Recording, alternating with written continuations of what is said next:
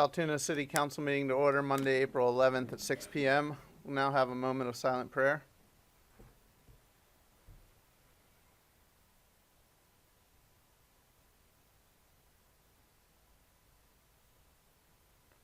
Please stand for the Pledge of Allegiance. I pledge allegiance to the flag of the United States of America and to the republic for which it stands, one nation, under God, indivisible, with liberty and justice for all.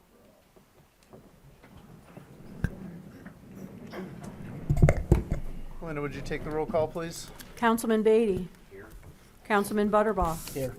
Councilman Carper. Here. Councilman Ellis. Here. Vice Mayor Ickes. Here. Councilman Kelly. Here. Mayor Pacifico. Here. Okay, we'll now open the floor for public comment. If anybody would like to address council, you may do so by going to the podium and stating your name and address for the record, and please keep your comments to 5 minutes. Yeah, my name is Dan Casey, 417 North 12th Avenue. Now, ever since you've been in this building, and especially computer savvy, your voices are muffled. See, now with Bruce, now your face is covered with that screen. See, now for some reason, the rest of you people have got them down. So somebody must have complained about it. But this has been going on forever.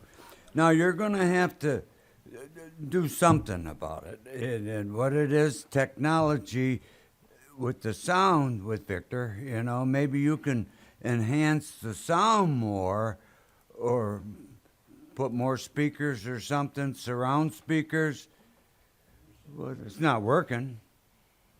What hasn't worked for all the council meetings that I've attended since coming in this nice building here and everything, it needs some attention. That's whatever you'd come up with. I don't know, but this is a start. At least I can see all your faces for one thing, except for you, Bruce. Yours is a little bit.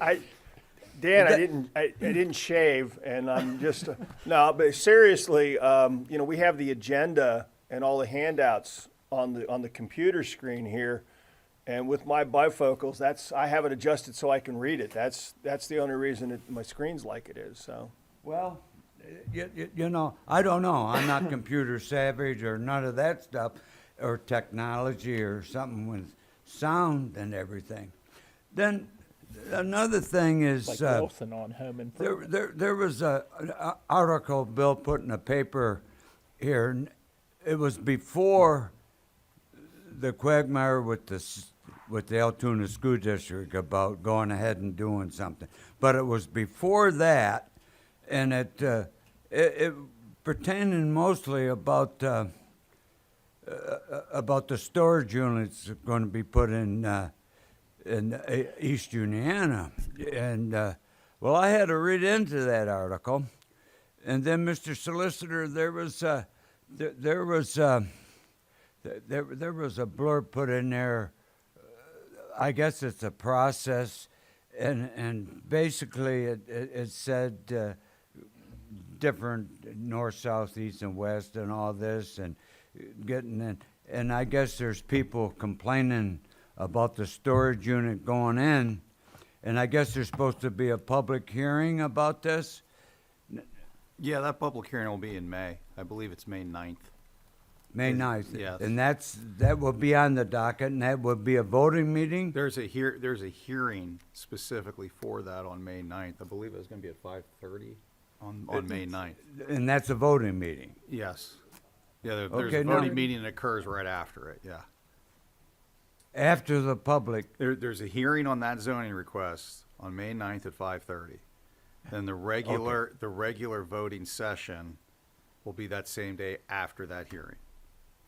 So, in other words, it's going to be just specifically about the storage shed. The one at 5:30, yes. The zoning amendment request, yes. Okay, and that's the only one. Correct. Okay, and that's open to the public? too? Yes. Yes. That's open to the public, Yes. okay. And then another item that I want to bring to the attention is I witnessed an accident.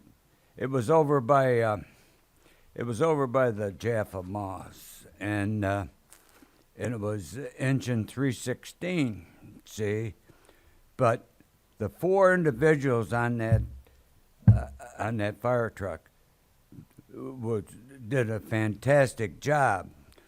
But what concerned me the most, and it was a pedestrian accident, and it was a person got hit by an automobile, and but what happened was, I was really taken back. It took over 15 minutes for an ambulance to come.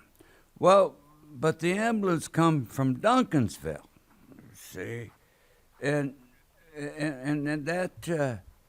that's kind of alarming and everything. But saying that, but them four firefighters, I mean, they worked on that patient from the second they got there until the EMTs relieved them. See, so that ought to be a little bit of a concern, and I I don't know. We got a fantastic AMET here. I mean, it's fantastic, and they got several vehicles and everything. Then another one. Now, Nate. Mr. Casey, I don't mean to interrupt you, but your allotted 5-minute time is up. Okay. All right. Then Thank you. I'll talk to you next time. Okay. Thanks for your time. Thank you.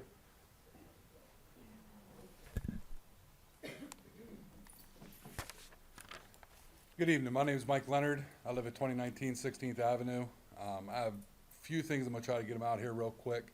I'm the Vice President of Safety at Altoona Pipe and Steel. A couple things that I had issues with down there with specifically with Public Works. We had an issue with some ice that I talked to the mayor about. 9th Avenue was really bad. They came down and did clean it up. The only thing I have negative to say about that is someone told the gentleman that was coming down that it was one of us that complained, and he was highly irate. They actually, at one point after we closed, must have backed up against our overhead door, and they had salt in the grooves of our overhead door, probably about 4 feet up the door. They just put, I'm serious, we probably have enough salt down there for next year. They just, and I mean, it got cleaned up, and I'm happy about that, but I mean, when a business or an individual calls in to have any kind of complaint or something, it'd be really nice if you didn't tell them, it was a complaint from a company, because that gentleman was upset, and we had salt for days. Moving on, still with winter maintenance, 12th Avenue or 12th Street walking bridge, no maintenance at all was done to that walking bridge, the street going up to it between Altoona Pipe and Museum. It was a sheet of ice for weeks. I didn't walk over the bridge, so I don't know if the bridge was in the same condition, but I know a lot of school kids, a lot of elderly people. Being that I work there, I see it every day. A lot of people use that walking bridge. It's shut down in the winter? Okay, nobody, I mean, I don't understand why we're shutting that down, because that pushes them over to 17th Street. 13th Street? Okay. Well, we used to have a barrier that went up there on the 12th Street between the Altoona, between the museum and Altoona Pipe. There used to be a chain that went across there when the bridge was closed. That hasn't been there for years. It's been at least 8 years since it's been there. So if it's being closed, most people don't know that. So if we're not maintaining, I think we really should. I mean, I understand 13th Street's open. I didn't understand it, actually. I appreciate you letting me know that, but people were still using that bridge, and it was very poor conditions. In addition to 12th Street, down in that area, you had Altoona, the Railroaders Museum had some excavating being done. And I contacted the mayor about this as well. And they left mud between the walking bridge all the way up to McDonald's. Mud, large rocks, because they were using dump trucks. Now, when I worked excavating many years ago, it was the company's responsibility to make sure that was cleaned up. It was never cleaned up. It's not your responsibility as Public Works to clean it up, but they didn't, so that all ended up in our storm drains. Every so many years, you guys gotta come over and pump out our storm drains because of all the mud that runs in it, because it is 9th Avenue, it's the lower part of the city, so everything runs down into them. So none of it was cleaned up. Some of us do have nicer cars that we don't want to get rocks thrown up at our cars and that. And it's unfortunate that 9th Avenue for about 4 or 5 days was impassable if you didn't want to have rocks or dirt, thrown up at your vehicle. It was pretty bad. Next thing I want to get into is I read the article about the pole in the Altoona Mirror and how we're continuing to talk about closing it. I had talked with Dave Ellis, I believe I talked with you, Dave Butterbaugh, about the pole. I think it is a huge mistake to get rid of the pole. I think it's a bigger mistake just to turn it into a spray park. I understand that some people believe that there's some violent activities going up there, which I think comes down to having enough supervision at the pool for the children. I don't know, as far as lifeguards, if we can offer scholarships, to school students that are on swim teams or such like that, or Boy Scout or Girl Scout troops that are doing that, maybe offer scholarships for doing a summer with them. There's got to be a solution. I mean, the easiest solution is always to eliminate the problem, but we're kind of counting on you guys to do the hard work to actually find a solution so we can keep our pool. Now, I'm 43. I still rent the pool from time to time. We'll have parties there. I didn't realize till much later in life that you can rent the entire pool for about 2 hours. It's actually a pretty good time.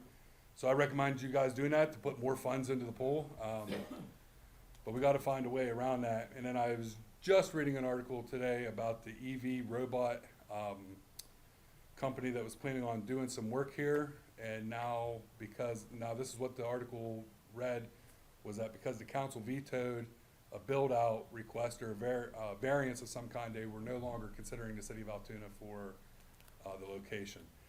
I only found out about that at 5 o'clock. Hold on. First of all, with the pool, last I heard that the talks were preparation for opening in the summer. That's the last I heard. Well, the about article pool. says that they're putting planning commissions in. They're trying to figure out how they can do the repairs.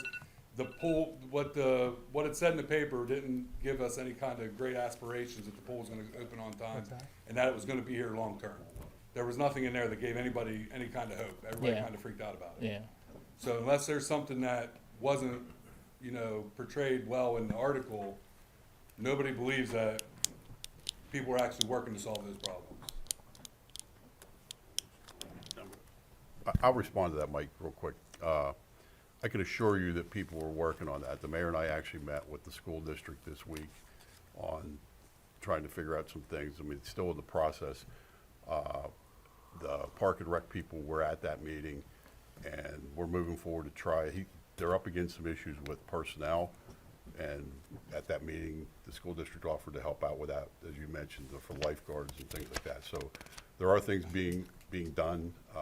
We're waiting on an engineering study on the issues at the operation of the pool itself, but there are things being done. I can't speak to why those articles are what they are in there and why the people say what they say, but I'll just say this council is responsible for that, and this council is committed to do what we can to make this happen. Well, it was very disheartening to hear the Logan Township official that's on the board of Blair Rec say that he wouldn't feel comfortable bringing his family to the pool. You made my point. I think that's ridiculous. I agree. So, but that's all I have. Thank you. Thank you. Didn't veto anything. We're going to address that at the end. Good evening, council members and Mayor Pacifico. My name is Linda Lord, and I'm with Associates for Training and Development. Unlike these other people, I'm not here to complain. I'm here to tell you that we are in town to help seniors 55 and older get training to get back into the workforce.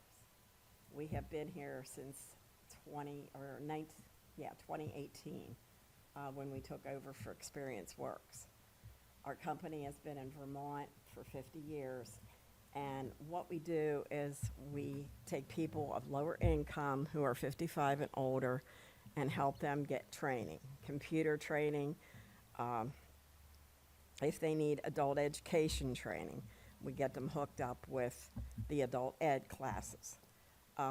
Anything that we can do for them, even reaching out to the homeless. Some of them come in and they're homeless.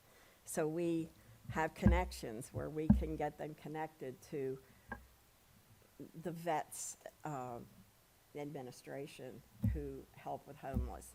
Community Action helps with the homeless. We do whatever we can to get them back on their feet so that they could get jobs. I know we have some homeless people in Altoona. Drive by them all the time, and I wish we could help them, but most of them are not 55 and older. Secondly, how we do this is we reach out to what we call host agencies. There are government agencies like yourself or 501c3 nonprofit agencies. And our people are introduced to these agencies as a meet and greet, see if everything would work out between the two of them. And they do 20 or so hours a week at that host agency. They are paid $7.25 an hour through the Department of Labor. We have the grant through the federal government. That's what we administer. The third thing I'd like to say is if anybody is employers, this is our end result of our program, is to get them employed. We help them get resumes, we help them get their cover letters, we help them get references. We ask them, pretty much mandatory, to hook up with CareerLink in Altoona, and all those people over there know all about us. We have a good relationship with them. I do have information here about what we do, and I try to post it around town. One of the reasons I came down here is I met Mayor Pacifico at a Christmas party, and he didn't know we were in town. So I thought that was kind of goofy that we're helping people 55 and older, and our board and city council and Mayor Pacifico don't even know that we're here. So now you know I'm here. I have cards, I have information. I answer my phone from 9 to 3 a day. My name is Linda Lord, and I'll be glad to help anybody that you know might need help, give them more information, any host agencies that you think might be able to reach out to the community and do better work possibly because they have an extra person in the office, maybe doing the filing or doing the data entry or something. We have people at Goodwill, St. Vincent de Paul, our training tracks, our food service, office, retail, customer service, and we have some health. And we do help people get CNA licenses and so on. We work through CareerLink and the WIOA program to do that. That's pretty much all I have. Thank you for your time. Thank you. Thank you. Are you going to leave the handouts that you brought? Can you leave those for us? Okay, thank you.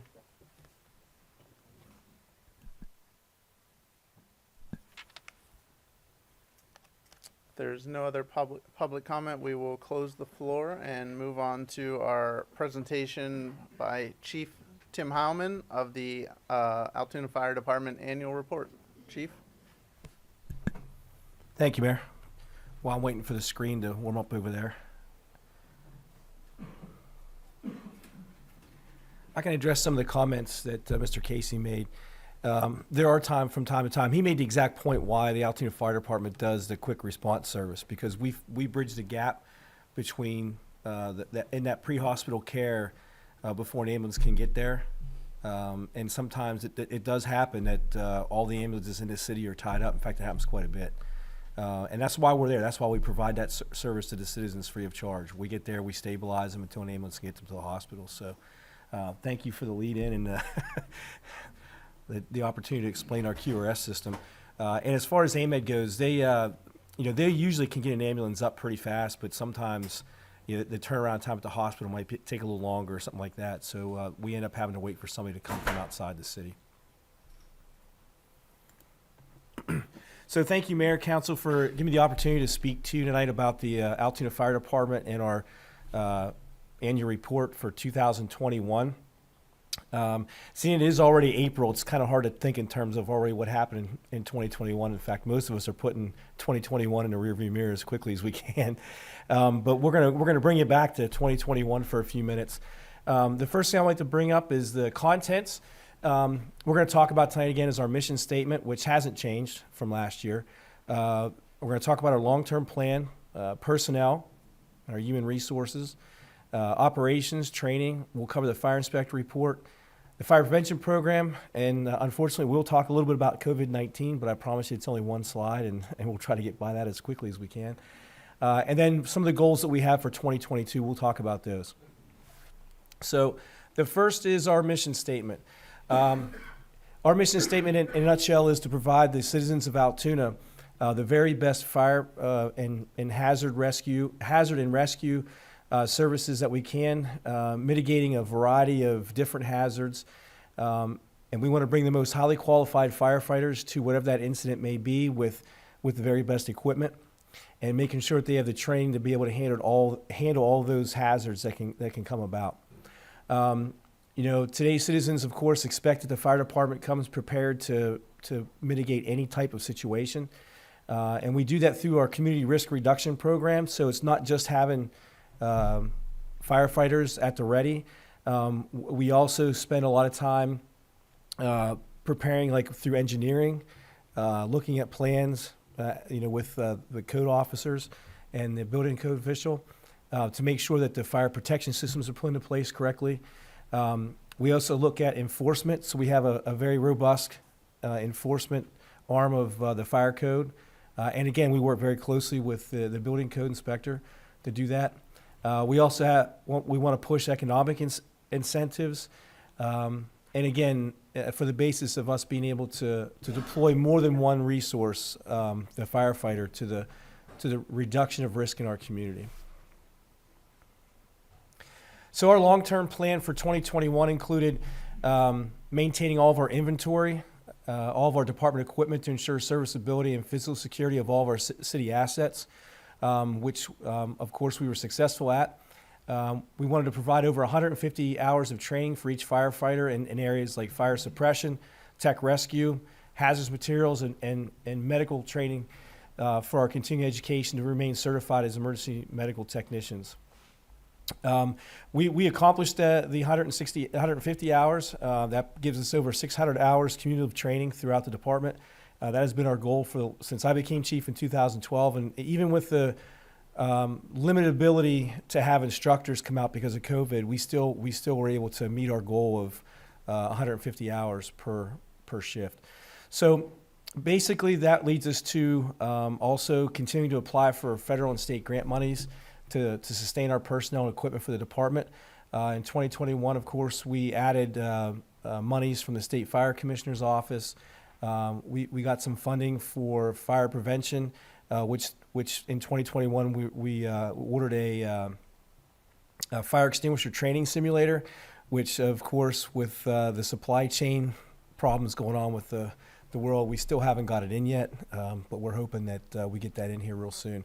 How will that work, Chief? So so what we do now is we do live fire. We take a 55-gallon drum cut in half and take it to somebody's business and set it outside in their parking lot and have everybody come through and actually use an extinguisher to put out the fire so they get used to it. Each time we do that, we have to write DEP and get approval, and it's time consuming also, dragging all those resources out there. Now it's a simulator. We're going to take a 65-inch screen to the facility, hooked up to a computer, and an extinguisher that uses lasers, and it's pretty high speed. It's pretty high speed, and when we do finally get it in, we'll do a demonstration for you so you can see it. But that project cost $25,000, and again, it was provided by federal funds, so it was a pretty good program for the grants. It's one of those things that if you get the grant money, you get to like to have stuff. It's like you like to have that, but you're not going to budget for it because you have other things to worry about. When the grant money's out there for it, you put in for it, and thankfully we got that. And by the way, that was Adam Free and Justin Smithmeyer's first grant they ever wrote, and it was their their first successful one. So I told them, don't get used to that. You don't always get it every time you put in for something like that. But yeah, they were successful. So they did a good job writing that grant. Do you think that we could get them to write a grant for the transportation center?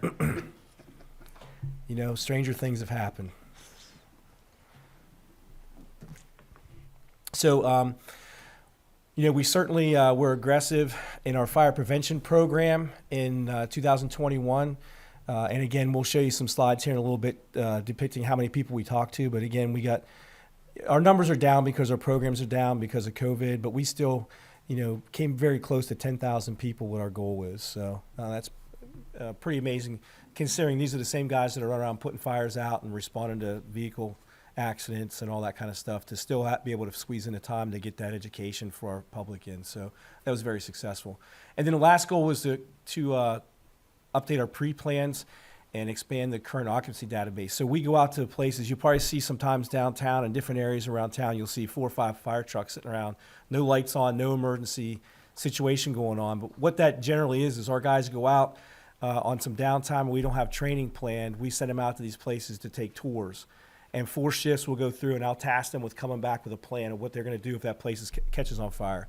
And we take all 4 of those plans, combine them, and that's our response plan for that facility if we have a fire. So it gets some buy-in from the firefighters too, that they can't complain about the plan because they wrote it, kind of thing. But it works out pretty well. It gives us some continuity too with being able to respond when somebody's not there. All the guys participate, so they'll know the plan.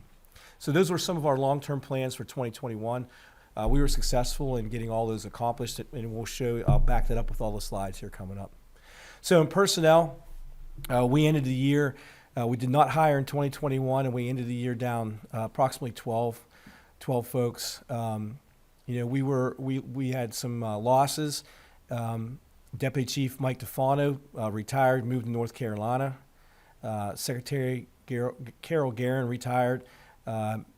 Assistant Chief Dietrich and Drum both retired. Then we had 2 captains, Campbell Mitchell retire, and driver Lance Johnson. So, you know, some of the vacancies that we had at the end of the year was the Deputy Chief, Secretary, and there's the 1 Assistant Chief, 3 captains, 2 drivers, and 4 firefighters.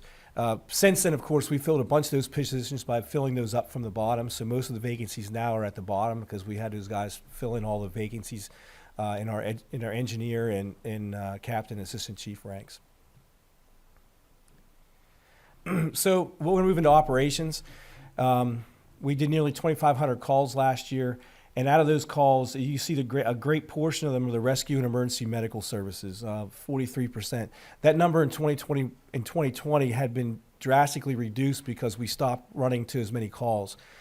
Some of the calls that we were running on that we felt that was going to give us an exposure to COVID-19 without the benefit at the other end. You know, just some of those calls just didn't make sense to go and get our fire suppression abilities diminished by catching COVID. So that's why the numbers were down. This year we went back to a full service, and again, that brought our rescue and emergency medical calls up to 43%. Fires were nearly 7%. And again, the severe weather and natural disasters are up again this year. So, you know, we're in a cycle of where the weather really is causing us a good bit of problems.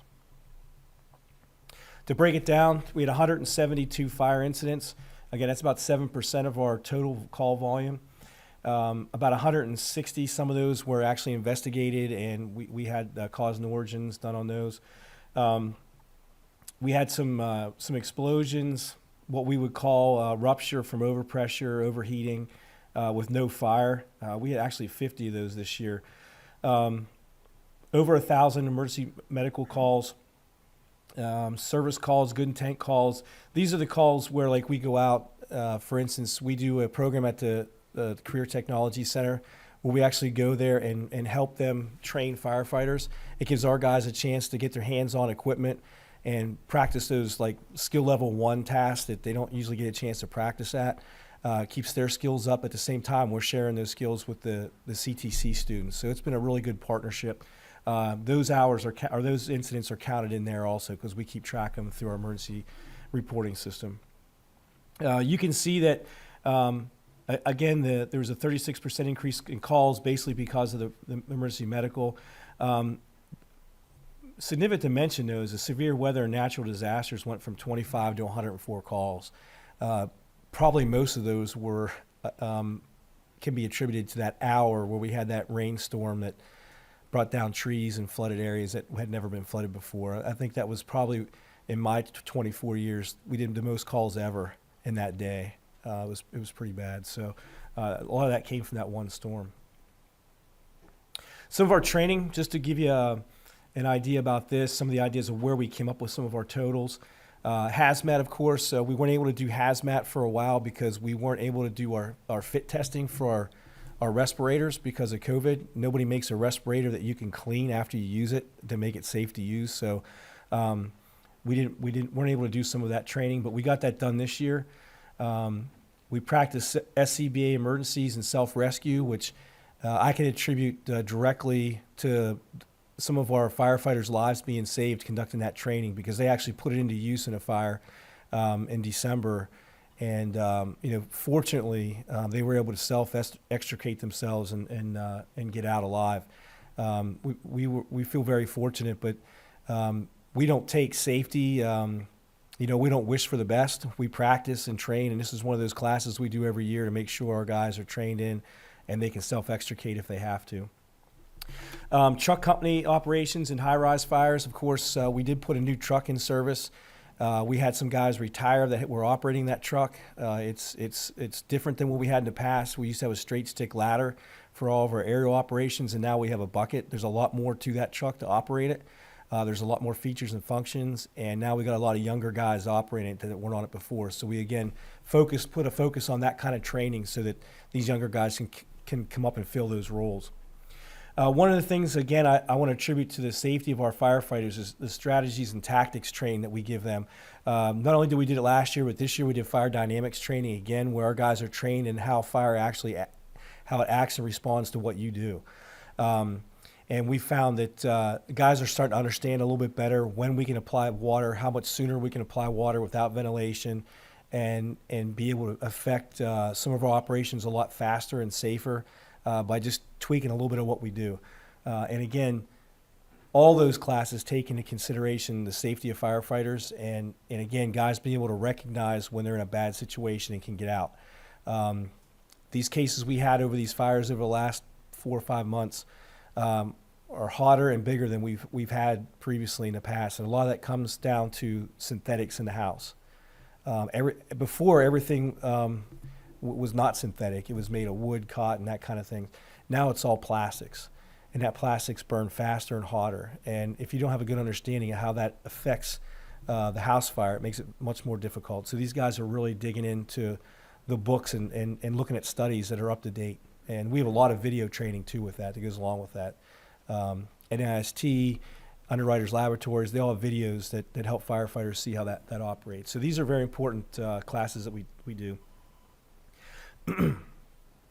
Vehicle maintenance, we're still operating 6 engines, 2 aerials, 1 heavy rescue, 2 hazmat vehicles, a command trailer, 6 staff and utility vehicles, and 2 specialty trailers. So you can see that we have a pretty robust fleet of vehicles.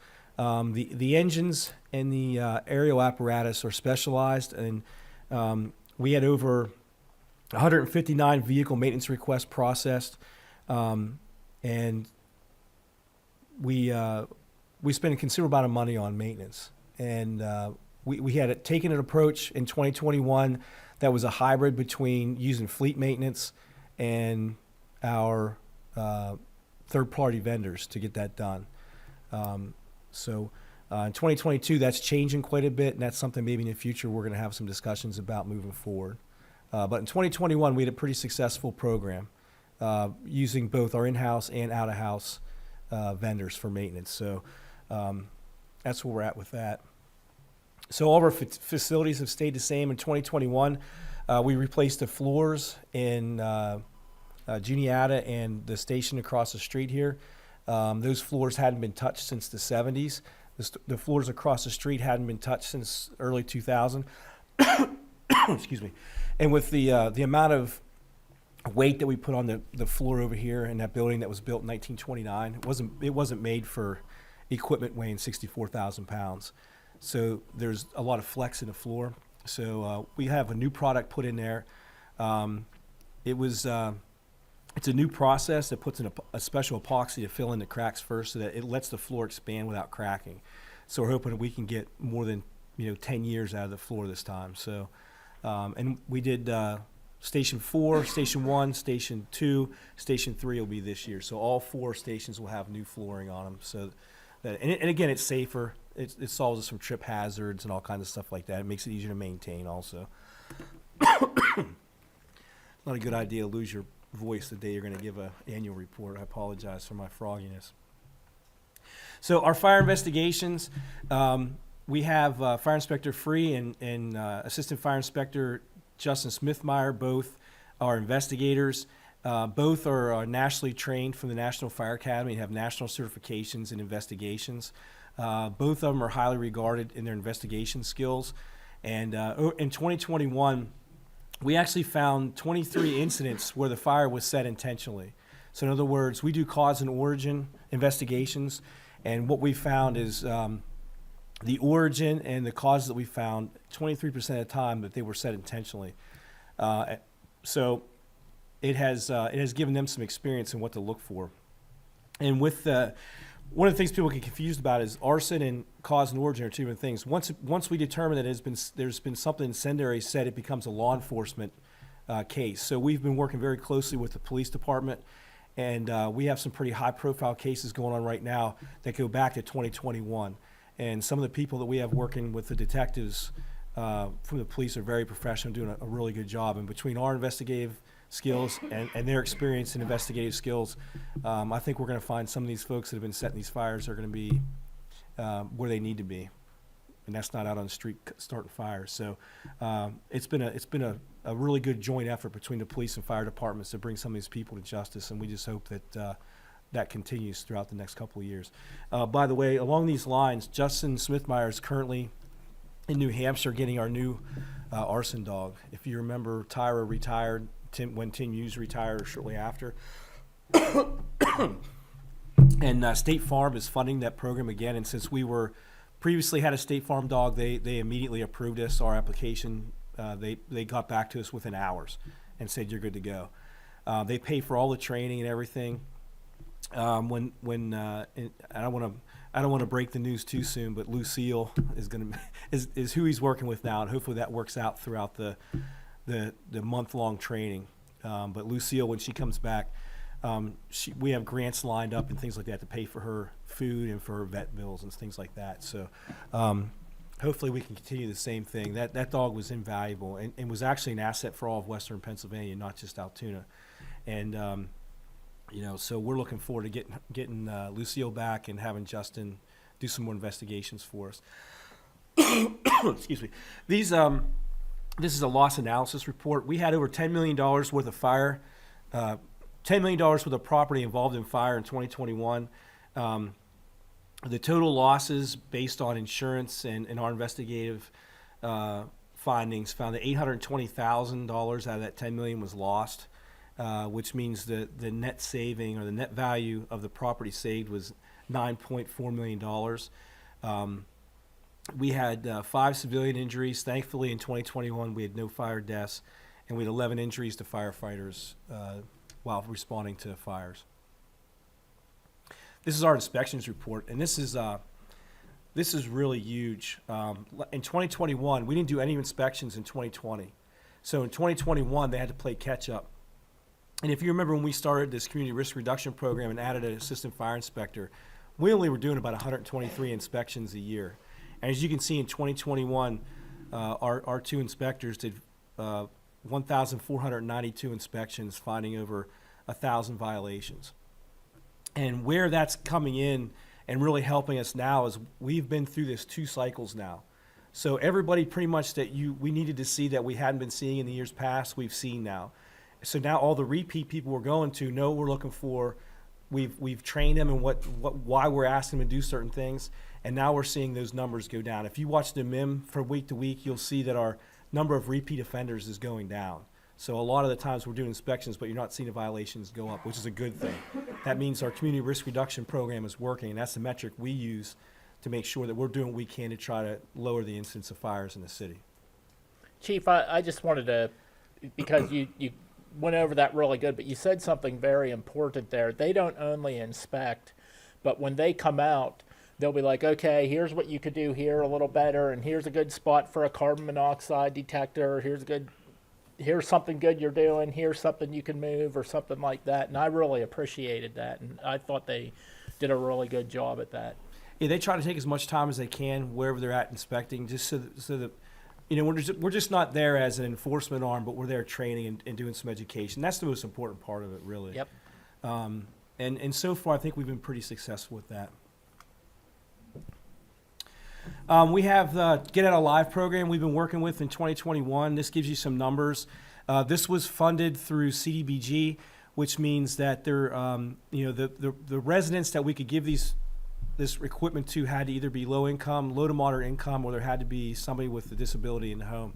And we've been very successful. We had 22 households that we filled with smoke alarms and fire extinguishers, and the folks didn't have to pay a penny. And we also did the same thing there. Firefighters, when they went to install those, would give them a free kind of like look over and say, hey, you got to really be careful about this, and talk about extension cord use and that kind of thing. Again, going back to that same fact, we try to focus on the community risk reduction rather than just the fire suppression. We're looking forward to this year. We have two grants written right now to be able to do this, where we can make it available to everybody in the city, and there's no income guidelines. And if that grant comes through, we may ask for some assistance from other departments and from the council to help go door to door and help issue those and install those. But you can see here, 98 smoke alarms we installed, 21 fire extinguishers, and 22 carbon monoxide alarms. We have a juvenile fire center program, and thankfully we didn't have any referrals. Well, we had one referral in 2021 for a child who was starting fires. The parents decided not to put them through the program. Our cases have kind of gone down since we don't have a multidisciplinary team in Altoona anymore, and that's something we're going to try to get back up. We had people from the Altoona Hospital and from mental health and other places. I mean, I think we had clergy on that board and everybody. So there was referrals coming from them, but they would also tell the parents about how important it is to participate. We had members from the school district there, and, you know, that, hey, you're not allowed to have your kid come back to school until you get this training. That was the kind of you know, backing we had, but now we don't have that. So the numbers of referrals, they get referred, but we don't have any reason, like they don't have to do anything with it. So that's something we're going to try to work on to make that program better in the future. We have two folks, Josh Link and Dan Chestnut, that are a captain and engineer who have been our program coordinator and intervention specialist for the last couple of years. So, Hey, Chief, yes, the program regarding the school district, was that on some type of behavioral structure where they would be referred from the school district Yeah. at one point in time? How Exactly. long has that been absent? it's been a few years. It's been over 5 years. I don't know the exact time frame, but it's been over 5 years. Okay, thank you. So our fire prevention numbers, this shows the number of children and adults attending some of our fire prevention programs. We did 107 programs in 2021. Even without with the COVID restrictions, a lot of people turning their heads kind of like they don't want anybody, you know, gathering people together and giving these instructions. But some of the folks are required by the state to have it done, so we did it in spite of COVID. But these include block parties and parades, community service tasks. We try to count everybody that we can, but this is the number of folks that we got through those programs. I just want to point out in the pandemic data, there's some numbers here, some charts that show where we were. The thing to point out, probably the most significant here with this, is you'll see the saddle that's in the middle of each one of those charts. That's 2021. So you can see 2021 we started out really bad, and then it dropped off. We had a flat low point where we had the Delta variant under control and everything was good to go. And then the next variant came out, and that's where we spiked up in January. And all four of those categories, positive test rates, ICU hospitalizations, cases, and deaths, all you can see that same pattern with all of them. And that's directly because of what I believe to be is the testing that we started getting very successful at. The more testing we did in Altoona, the better the cases went. People knew when they had it and stayed home. They stayed home the 5 days and kept from spreading it around. So that was really a good thing. The highest daily death toll was surprisingly and shockingly 10 folks. One day in 2021 we had passed away directly from COVID.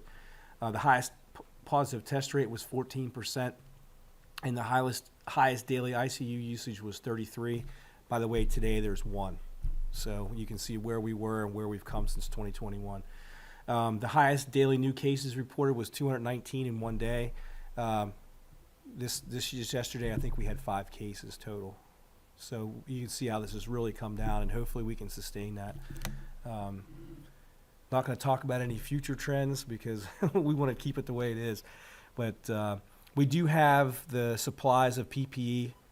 We have our Margaret Avenue filled as much stuff as we can possibly pretty much fit in there right now with stuff that came from grants. So lastly, these are some of our goals for 2022. I'm not going to read all these, obviously, but safety and health of our firefighters are number one, and we do that by providing medical surveillance for them, vaccines for infectious disease, and allowing for equipment and usage of physical fitness training stuff at the stations. Our department is getting much younger, so now is the time where we want to try to get that kind of culture set up again where the guys are working out. We have a bunch of crews that go to the building, work out at the stations, do whatever. But our department is getting much fitter as we're getting younger. We're going to sustain our training, conducting 600 hours of training in this year. We want to sustain that. This year we're focusing on our gear. Our gear's getting a little bit older. We just conducted gear inspections, and we're in the process of replacing and fixing all the gear that has been damaged from all these fires we've had in the last couple of months. Obviously, we wanted to integrate our newly appointed deputy chief and administrative assistant, who both are doing an outstanding job. They're doing yeoman work in the office. We got a lot of grants applied for in the last 3 months. CDBG, 2 AFGs, the SAFER grant. Arlene, our administrative assistant, Arlene Kuntz, she came up with and found a firehouse subs grant, which we applied for. We're looking to get some thermal imaging cameras through that and some other items. So there's a lot of opportunities, and I'm really thankful to have both of them in the office. We're going to maintain our hazardous materials response teams skills by working with other hazmat teams. We just completed an exercise at Margaret Avenue with State College, the Regional Council of Governments up there for Center County, their hazmat team. We did a joint exercise with them, which was very successful. We're going to maintain our department facilities this year by doing that 4th station's floor, and then spending some time focusing on Margaret Avenue. Community risk reduction plan, there's not going to be any changes with that. We're going to continue to strive to be as many people as we can and tell them about fire safety. Some of the things that we have on the horizon is improving personnel performance by implementing a personnel evaluation system, which we don't have in place. And we also want to conduct a series of surveys. I don't want to call them command climate surveys, but that's kind of what it is. But it's a survey that we can get feedback from our employees. What's good, what's not good, what's sustainable, what's not sustainable. How we doing with, resiliency? How we doing with diversity? Those sorts of things. So we can get some feedback, and that'll be something I'll be working with the Human Resources Director this year to try to get done. We've already had some preliminary discussions, and I got some due outs for her, so as soon as I get that to her, we'll hopefully get that started soon. That completes my presentation. I'd be happy to answer any questions that you have.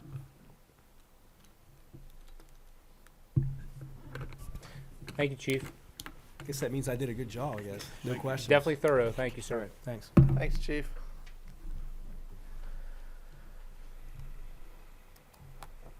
Okay, we'll move on to the resolutions now, Linda.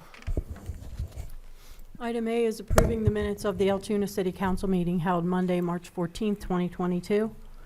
Item B is awarding the 2022-2023. Hold on, let me switch back over here. Almost forgot.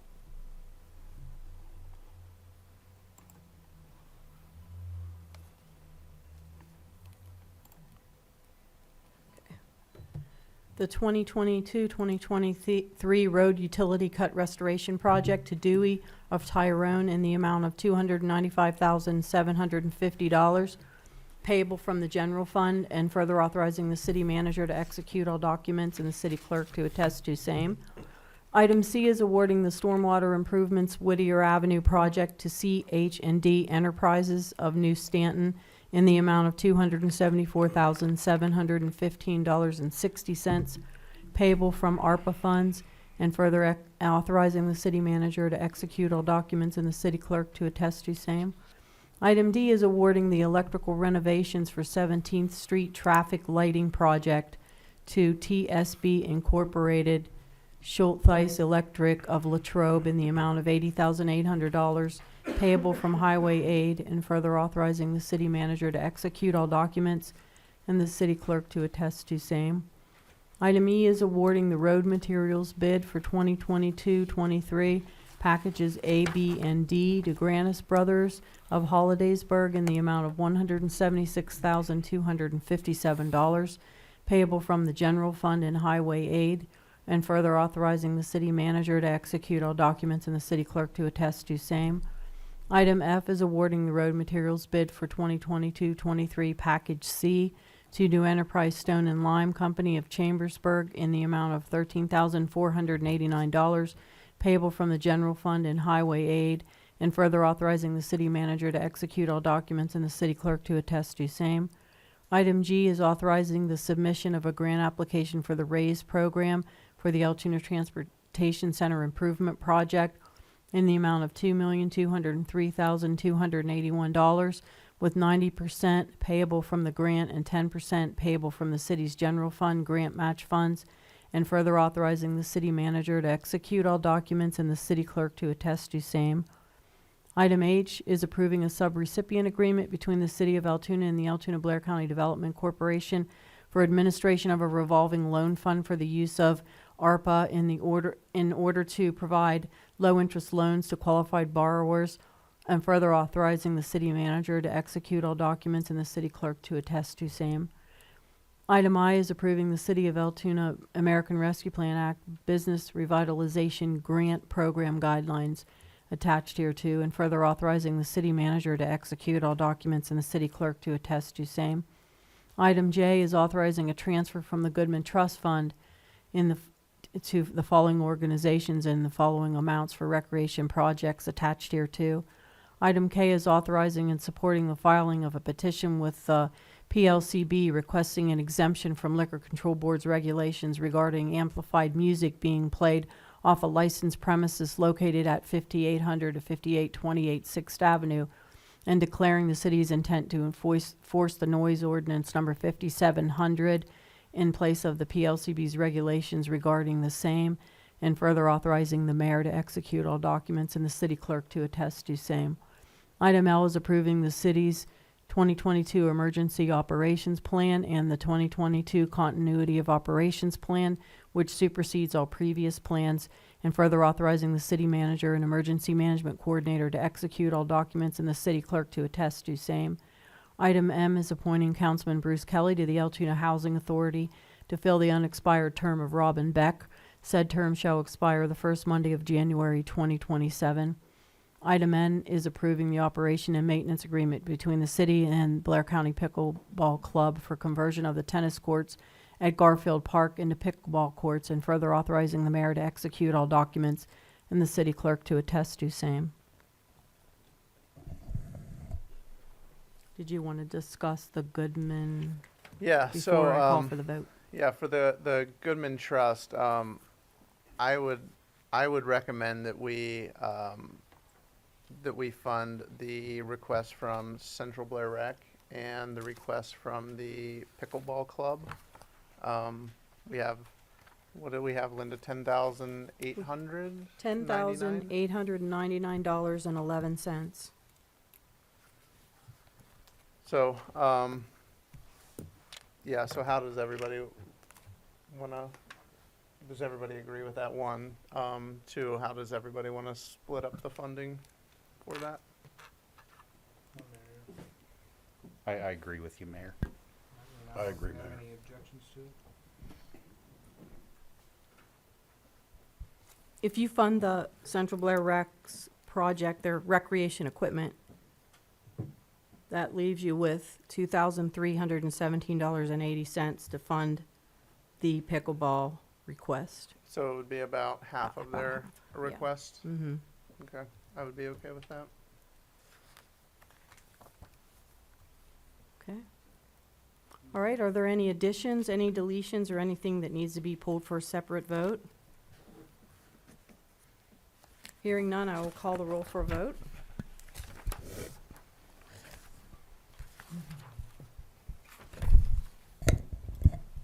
Councilman Beatty?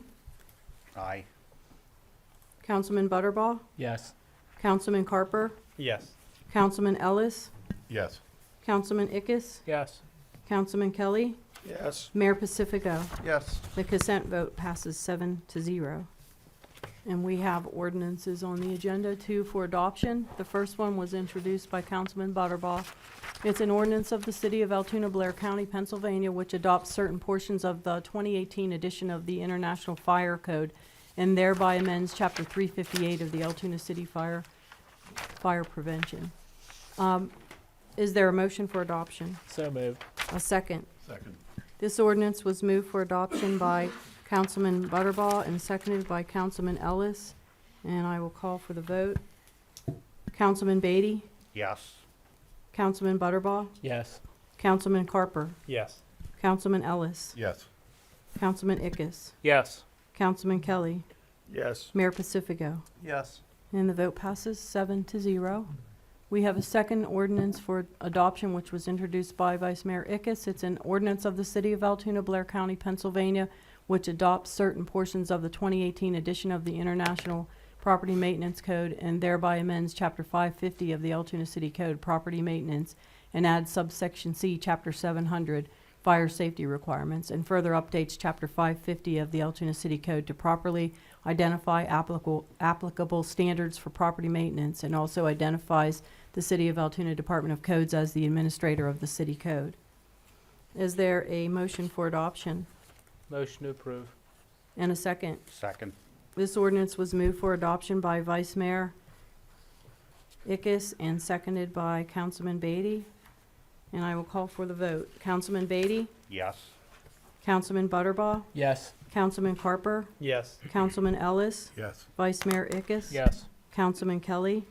Yes. And Mayor Pacifico? Yes. And the vote passes 7-0. Okay, moving on to city manager updates. Omar? Thank you, Mayor. Just a few items to bring you and council members up to date on. First is that we're working to finalize subrecipient agreement with the Redevelopment Authority. I've been working with Tom and Elizabeth Benjamin to transfer some American Rescue Plan money to the Redevelopment Authority in line with that agreement. You can expect that agreement at the next council meeting in May for adoption. The Business Revitalization Grant, Business District Revitalization Grant Program, the guidelines were just approved here tonight. We are almost finalized the application, and the next step will be to roll out the program here in the next couple weeks. And then last but not least, along with the mayor and several staff members, we will be attending what's called a Blight Boot Camp in Greensburg at the end of next week. That's all I have. Thank you, Omar. Move on to council discussion items. Councilman Kelly? Mayor, I have nothing to add tonight. Thank you. Thank you. Councilman Carper? Nothing at this time. Thank you, Mayor. Councilman Butterball? Nothing. Thank you. Councilman Ickes? Thank you, Mayor. Nothing this evening. Thank you. Councilman Ellis? And no, Mayor, thank you. Councilman Beatty? I would like to state that we are working very hard to get this blight program started, and that council has been very supportive of it, and that probably within the next few months we'll be identifying some good projects to start. So we'd like to really get a good start on this. Thank you. Councilman Ickes? Thank you, Mayor. I did follow up to Mr. Leonard earlier this evening. I received a text message earlier today from, I think this was from Reddit. I think about the company that you alluded to, that there was some type of veto from council. Yeah, so my understanding is that we don't have a veto power, and my understanding is that there was, I assumed it was for a variance, is what I got from some of the comments. well, I think wasn't that, really I sure. think there was a failure to negotiate between the landlord and the potential tenant.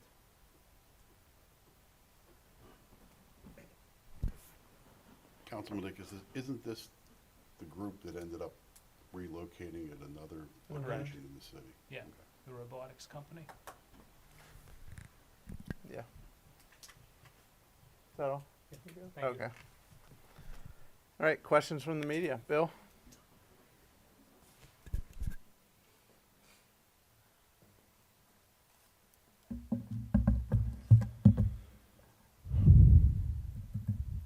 Thank you. Is there any update, Omar, I guess, or Tom, on the arbitration, the firefighters arbitration? Okay. Tim, how far down is the fire department on personnel right now?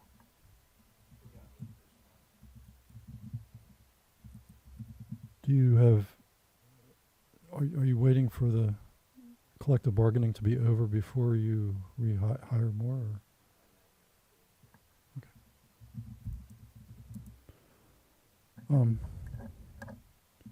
What insurance company did you say? State Farm. Okay. Do they pay for the whole program? I mean, throughout the time that the dog is with the, okay.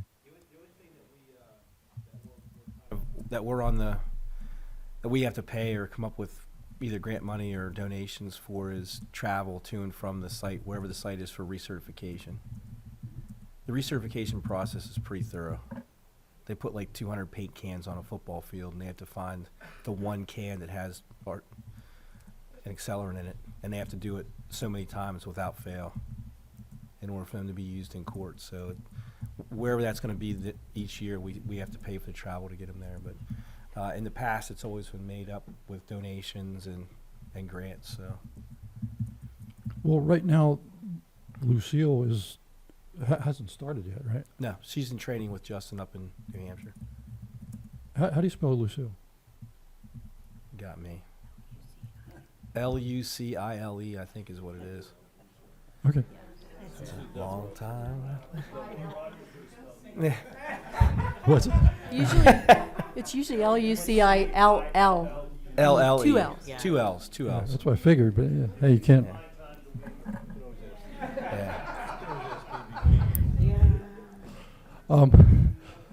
When do you expect her to be? It's a girl, right? Yes, to it's be a back girl. to. Yeah. When do you expect her to be here? She is going to complete her training with Justin at the end of the month, so they'll be back the first week of May. Where'd you get her? Like, where'd she come from? The program itself, State Farm, and the people who run that program find service dogs that may have started in a different service job field, maybe trying to maybe working with the blind or something like that, and maybe they didn't work out too well for that, so they try to train them in something else. They try to get a placement in some other service field. So a lot of them are rescues and all kinds of different things, but so that's where they come from. Do you know where Lucille came from, No, I particularly? don't. Okay. No, not yet. I didn't get a chance. But They're in she- training, they train literally 13 or 14 hours a day. So I only get the text message back and forth from Justin. I didn't ask him that, but she's a 2-year-old black lab. And she will live with Justin Smithmeyer? Yes. How long do they typically? How long is their career typically? Tyra was like 7 years, And how often do? and she was a seeing eye dog for a few years before that. How many times did you use Tyra? I think it was 300 and, it was just under 400 times, 390 sometimes, Not all in Altoona though, right? Tyrod was used all over the county, correct? all over the state. Oh, the the western state? part of the state, yeah. Wow. Yeah, she did a lot of work in Allegheny County too. And do you, this may be a dumb question, but does the district, or does the department get paid for her being farmed out to other? We get donations from them. Okay. We don't have a fee to charge now. A part of our agreement with State Farm is that she can be used regionally. Okay. So a lot of the departments, when they use her frequently, they'll send a donation in, and we use that to go and buy food and that kind of things for her. Okay. Thank you. Mhm. The LCB, this is for Tom, I guess. The LCB request, is that for Zach's or Yes. from Zach's? Yes. And is that a repeat? Was that a renewal? Yeah, I believe it was 3 years ago. Seems, I think it's about, it looks like it's about every 3 years. Yeah. And what happens now? Next thing is we'll file a petition with the PLCB with corresponding exhibits, and then the PLCB would rule on that. Do they have to have a hearing, or is it just rule? Do you know? That's just, they take care of that at the PLCB level. Yeah, we're Okay. not required, yeah. Let's see.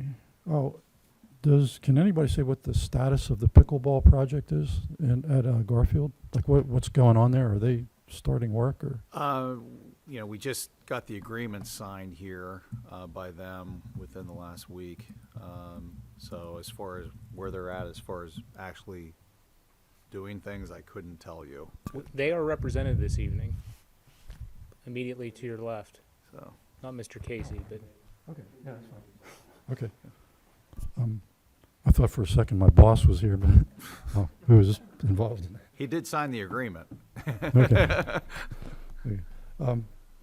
The Goodman Trust, Linda, how much for CBRC? probably $8,581.31. Yes, exactly. Perfect. And then the rest for the, $2,317.80. Perfect, Linda. okay, Madam thanks. City Clerk. And then, Not a numbers person. Ron, at the end, you said something about a blight program, but I didn't catch what you Through the RA and the land bank, that was really, through the RA, when we created the land bank, that was one of the reasons why we did that. So now that there's some funding in place, we're actually trying to get, identify properties that we can start it with. So Rebecca's compiling a list of eligible properties that we could possibly start with. through the land bank Yeah, through the specifically? land bank Okay. and the RA. Oh, okay. You mean they don't necessarily have to be going to tax sale then? No, I mean, one thing that we've looked at, there are properties that are abandoned and the owners don't have any hope of, recapturing them, or they don't have the funds to do it. So that's one of the ways that we could possibly do it. And this would be for both rehabilitation and for new construction on vacant lots? Yeah. Or even demolition and then new construction? Yeah, we've talked about several different things, about maybe coming up with designs that would fit on, existing lots that are in the inventory, or possibly if a house burnt down, being able to replace on a smaller lot. But Meaning those are as- things that we would have to iron out. Even as small as 25 feet? I don't know that we'd be able to do 25 feet, but maybe 30, 35. We'll have to come up with a number that's safe. We looked at that a few years ago, what you could do on 25-foot lots. There are things you can do. So it's basically now, we're trying to get it up to speed, and try to, if we can identify properties, then we can start to figure out what those properties need and evaluate them and just try to get an action plan going forward. Okay, thanks. That's all I have. Thanks. Thank you. Meeting is adjourned.